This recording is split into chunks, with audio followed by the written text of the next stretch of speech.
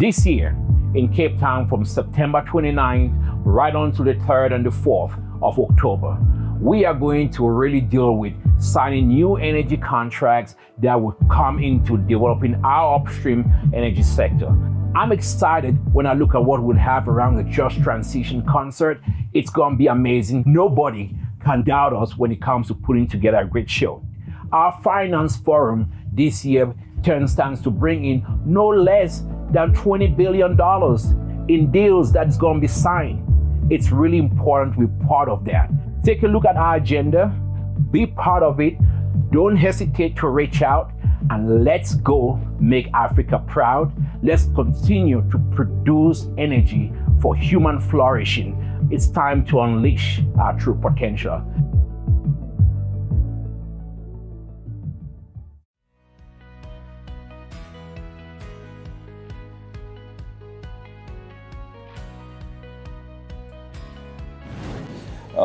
And explain what makes guarantees so effective at mobilizing private capital when it comes to climate investments. If I may start with you, Ken. Okay, thank you, Amin. I think there are really four reasons why we think guarantees are so critical to mobilizing private investment. The first, you said, is guarantees address the real problem that financial institutions have in investing in emerging markets, and that is dealing with the risk of the investment. The risk may be perceived and not real, but they're not investing because of that. That's why their numbers are so low in this. It's not they don't have the capital, but they want to know that they can protect that capital with some sort of guarantees. The second is that guarantees provide, we think, the most effective way of leveraging government money. To get to the scale we need on guarantees, which is trillions of dollars, you're going to need some government money to go into the guarantee fund to make sure that there's adequate capital there. And in a guarantee, you really got to put in cash and the amount of money that covers the expected risk of the facility. So for example, on an energy project, if you think there's a 10% risk, you've got to put in only 10% of the amount of the guarantee you're doing. You need backup balance sheet guarantees, but the amount of cash going in is relatively reasonable. So it enables you to take this limited government funds and leverage them to the maximum extent possible. The third is we think we can set up very efficient guarantee facilities. For a private company to invest in a project, it has to be a simple, efficient way, a process to do that.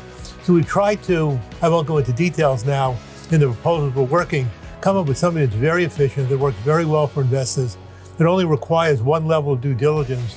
Right now in doing projects, you can have up to 3 levels of due diligence, one from the guarantor, one from the host country, and one from the company doing that. That's too bureaucratic and too slow. And finally, I used to say, we would not require backup country guarantees. Right now, most guarantee programs require backup country guarantees. I would strengthen that in saying you can't have backup country guarantees, because when you start getting to the level of trillions of dollars, developing world and emerging market countries can't do that because they pick up debt whenever they do that, and they can't afford that kind of debt. So if we set up the right kind of guarantee facility from developed countries, then in fact we can say we don't want backup country guarantees, and we can structure it so that the developed countries realize that, and they're taking the risk on that. But they've committed a very large amount of money in the Paris Climate Agreement process, and arguably this is the most efficient way for them to use their money.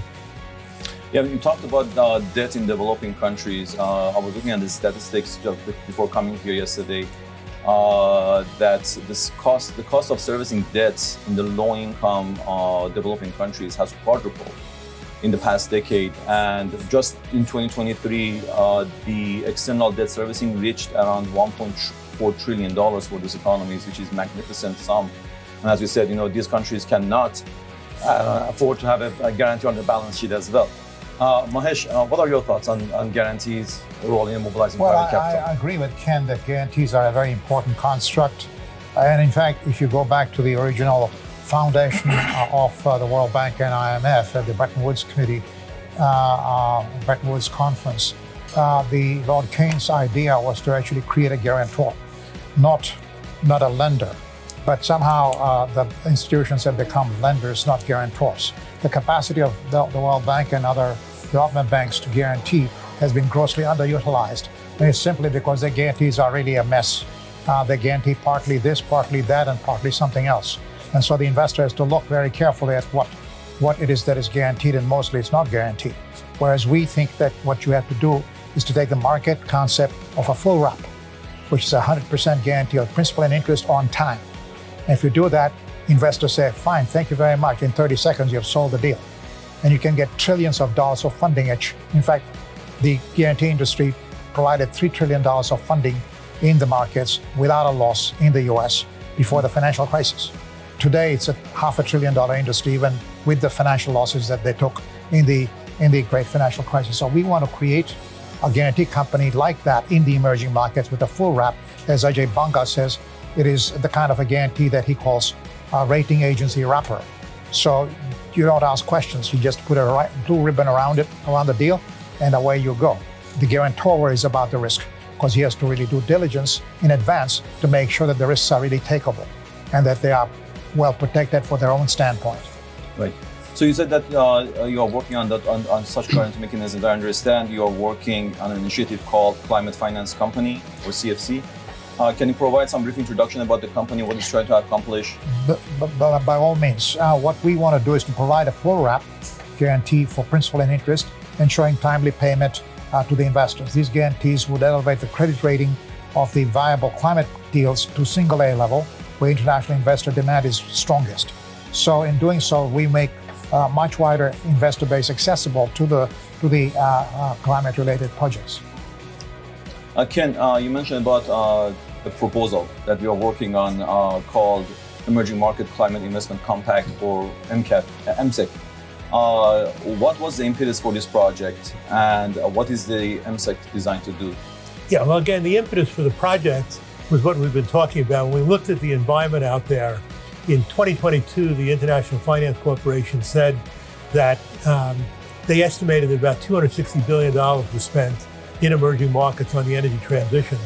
They also estimate, the International Energy Agency, they also estimated that by 2030 you needed between 1.3 and 1.9 trillion dollars investment, and other estimates are up to 2.3 trillion. So and for biodiversity and nature-based forest projects, the estimate is you need another 800 billion. This is a year. So we felt that gap could only be filled by large institutional and private investors. And again, that the best way to incentivize them to do that was to put in place guarantees. We also looked at how complex it was to do a guarantee facility out there. And we decided to come up with something that we thought worked for investors. We had to do something that investors were comfortable with in doing their work. So what we decided was that in EMSEC, we would pre-qualify an investment firm, let's say a Goldman Sachs. We look at them and say, you're qualified for our guarantees. We'll audit what you do, but we won't do double due diligence on it. And again, we thought, an institution like Goldman can do a perfectly good job of that if we do it. We would set standards for them on environment, on social equity, on just transition. But then we'd say, basically go out and do the transaction. And there are other elements of it, but that's the prime element of it. We wanted them to do a portfolio of projects, for example. So again, we thought if we came up with an innovative, new, large-scale facility, the other thing that pushed us to do that is there are a lot of guarantee funds out there, and they're all very good, and everything is very important, including the work from the World Bank, but none of them get anywhere near the scale that's needed. So our proposal was a facility that would guarantee over 10 years between $100 and $500 billion. And that seems like a large number. When you break it down, if you assume, for example, a 10% loss rate, that means if you did $10 to $50 billion a year in guarantees, you'd have to put up between $1 and $5 billion a year. And if you had 10 countries putting in the money, they'd have to put in between 100 million and 500 million each. That's not a low number. We thought it was a doable number, particularly in light of the fact that the developed world at the last COP agreed to put in 300 billion a year into investments in these companies, including private investment. And there's no roadmap for it. There's no description of what they're going to do. And so we thought this fit in with that commitment, and this was the time to get it included in that. Right. Besides the scales that I mentioned, Ken, what are some of the other distinguishing characteristics of MSEC compared to other guarantee proposals out there? Well, there are two distinguishing factors. One, we think, is how efficient the facility is.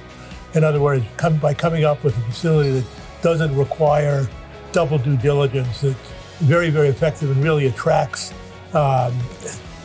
institutional investors because of that, because they can feel comfortable doing that. And the second thing is almost all facilities now require backup country guarantees, and we would not require that. But the scale is an important part of it. And what we're doing, a lot of these are privately funded guarantee facilities, or in the case of the World Bank, the money is split among many different things, including environment and climate change. In this one, because we're bringing in government funding, we think we get the level of funding we need to really scale the project up. Interesting. Mahesh, when it comes to CFC, what kind of investors are likely to support the climate finance company? In MSEC's proposal, we are looking at sovereigns, sovereign wealth funds, governments, foundations to provide the funds for the guarantee facility. But how about CFC's model? Well, I think all of those, but I think we would also focus a lot more on the private sector investors. We'd like to bring in insurance companies, pension funds from the private sector, and of course, development banks and sovereign wealth funds. We are in the process of raising capital. We're talking to the MDBs themselves. I used to work at an insurance company of the kind they were going to set up for a decade, and I set up a company like that in Asia with the ADB. But we had 17 investors in that company, which included Government of Singapore Investment Corporation, ADB, ourselves as the private sector and the manager. We had Employee Provident Fund of Malaysia. We had Nomura Securities, Bangkok Bank, and we had AIG before it became defunct. It was AAA then. So we had an insurance, we had a public-private partnership. I think that's what it needs to be, because this is the area of infrastructure and climate finance is invested with risks that are public and private together. So you need to have a partnership in the investor pool. Right. Go ahead, Ken. Yeah, I want to emphasize that the facility we're proposing is a scaled facility, but it's not the end. I mean, we need everybody who can to do similar facilities. Or what Mahesh is doing sounds fantastic also. So we this is an all-in process. We need every guarantee facility we can. We need every grant we can get. We need green bonds. To get to this couple of $1 trillion a year, you've got to do a lot of different things. And we think the guarantees that we're proposing could be very, very helpful, but the guarantees Mahesh is proposing are also very critical. So we need everything if we're going to succeed in this effort. We're really trying to rebuild and replace a key element of the world economy. And that's a massive, awesome task. And so a lot is needed to do it.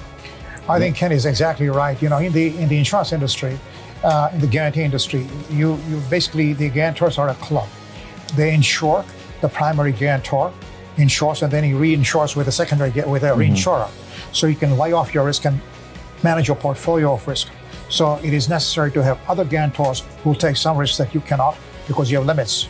And so others have the same needs. So having a large set of guarantors is a good idea, but they need to all work efficiently. Yes. And I think the advantage of the private sector experience in this is that our guarantees are timely pay, full payout. And so it's not partial risk this and partial risk that, which is what the World Bank does. That's necessary too in some cases. Indeed. But I think that's not the scalable product. The scalable product is what we are talking about because it's simple for the investor to make a decision in 30 seconds. Indeed. So when it comes to CFC's guarantee mechanism, who are the end beneficiaries? Would investment grade countries definitely, but non-investment grade countries? What kind of projects are you looking at? Those are important questions. The construct, our business model is hinged on taking a good project and making it better, not taking bad projects and making them good. That's a difficult job. So we take good projects, which are investment grade, and make them higher investment grade. So we have to go first to investment grade countries because we don't have to worry about country risk over there. Exactly. Then we get good projects in those countries and bring them up to a single A. We take some projects in non-investment grade countries because you can take political risk insurance and liquidity facility guarantees, like for two transactions, one in Egypt called Virtual, and another transaction in Turkey called ELZ, which were brought up to investment grade by the guarantees of MIGA and EBRD. So if we get such guarantees to bring them up to investment grade, we take them to single A. It can be taken to double A too, possibly. But that's to make a good project better is our goal, and to make it more accessible for the investors. So that's the and the investors. The kind of projects would be renewable power.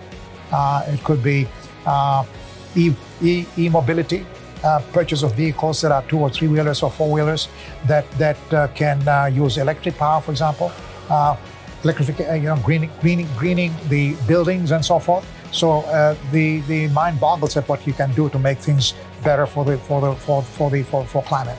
And so projects that are viable, that are cash flow generating, that are well structured and able to sustain good credit, those would be the ones we'd look at. And the countries would be investment grade first of all, and then non-investment grade. Thank you. Ken? I think we're somewhat similar. We think this would work best at the beginning with sort of the large middle income countries that have a more developed financial system, like a Brazil, a South Africa, a Chile, Turkey. We could go through that list. Eventually, we might be able to cover everybody, but if you sort of allocate among the different funds out there, we would do that. We think the World Bank in particular can play a critical role in the poorer countries where it wants to do a lot of work anyway, and where they've got tremendous experience. They can take the lead on those. Not saying they can't do what we're doing, we can't do what they're doing, but I think the logical allocation is we would concentrate on the middle income countries and go from there. Definitely, we are actually working on a few case studies on Brazil, of course, on Chile, Mexico, Indonesia, India, South Africa, and Vietnam as being the very attractive destinations for renewable investment, and they have a good working capital markets on the ground. So those reports are going to come up. But tell us more about. You mentioned Brazil. Tell us more about COP30 in Brazil. I'm sure you have. I'm aware you've been in communication with COP30 presidency. How are those discussions moving forward? Well, we've been working hard. We've been down to Brazil 3 times already this year on trips, and the reason we're doing that is that we think the COP coming up, the Conference of the Parties, the Paris Agreement, is in Brazil. And when you have a Conference of the Party, the country where it's held has the presidency of that COP. We think the only way a proposal like ours can get through is if it's part of the negotiating process in the COP. That the developing countries have to say, developed world, as part of our road from Baku to Belém, as part of the road to get to 300 billion and then 1.3 trillion, which the parties pledged in Baku, we need a facility like this as part of this. So they would go into negotiations, and in their recommendations would say, we ask the developed world, or ask or demand, however you want to put it, to put together a proposal like this and to fund a proposal like that. We only think that'll happen if it's part of the COP process and they demand it. We think if it is, that can really happen. So we've been to Brazil a lot. We've held over 300 meetings on this in Brazil and around the world, probably 60 or 70 different meetings in Brazil. We met with the COP presidency. We're meeting with them again tomorrow. We met with the finance ministry. So, we're pushing hard to get this included. It's always difficult to get something like this included, but, we've got a pretty good chance, we think, right now to do that. To really get this off the ground, we proposed a pilot project in Brazil this year, which we would set up this year. We might not have it fully set up. We'd have the concept fully developed and the people that we want to work through agreeing to the thing. We want to do that by the COP. And then it's going to take, after that, a little bit of time to set up the main MSIP facility. Our goal is to get it approved this year, get a pilot project, then work on the main facility next year in time for the next COP. Right. So we have about 5 minutes left, so I want to use this time to ask both of you, where does your work go from here? What do you expect for the outcomes from the spring meetings to assist your projects moving forward? And what are the next steps and milestones you're looking forward in the next year? Mahesh? Well, I think Ken's effort is brilliant, frankly. I think it's good that he's working with the COP30 focus. I think that's a smart focus. We have not done that.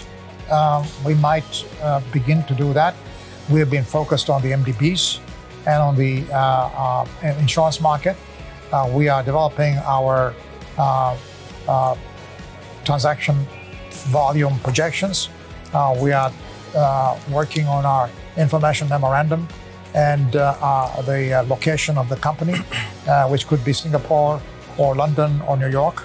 So there are regulatory issues because it'll be an insurance company. So we are in the midst of the setup of the company.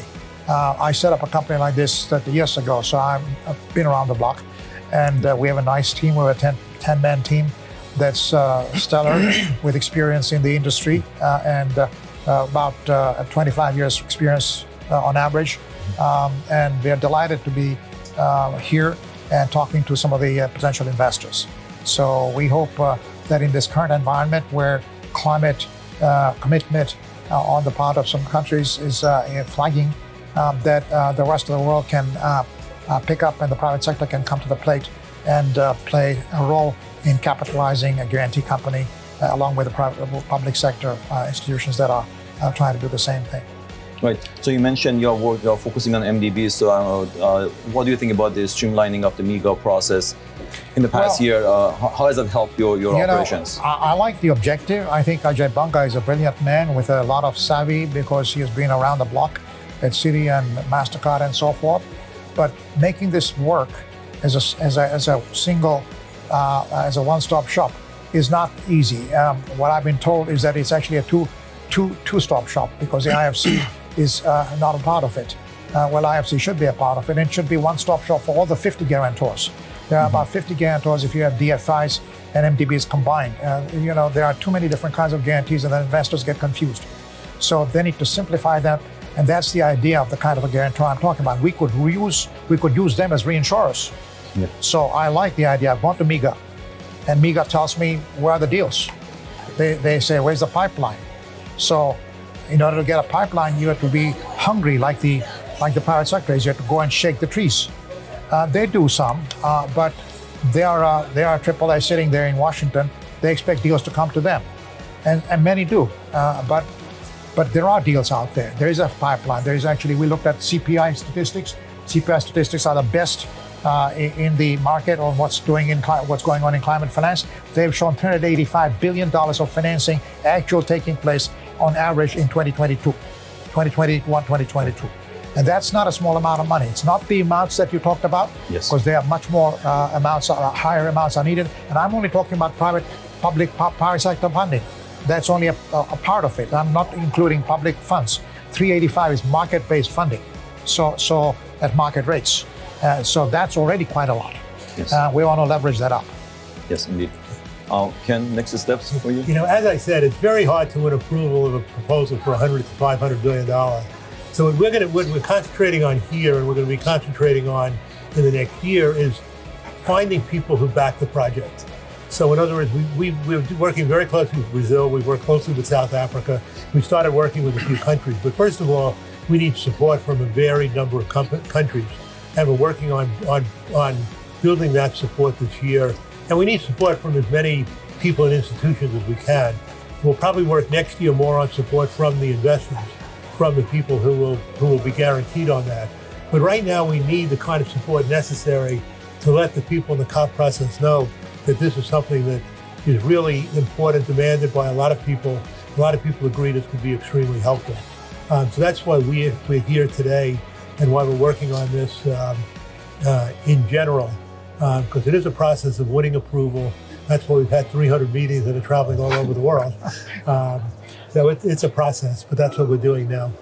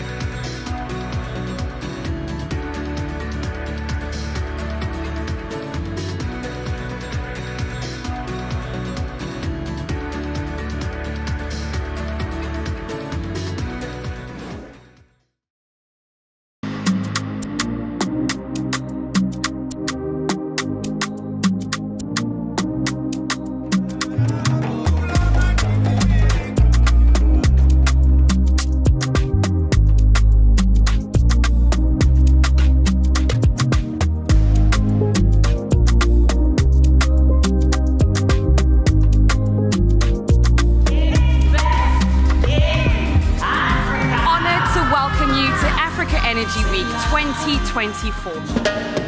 I want to welcome everybody to this city, Cape Town, to Africa.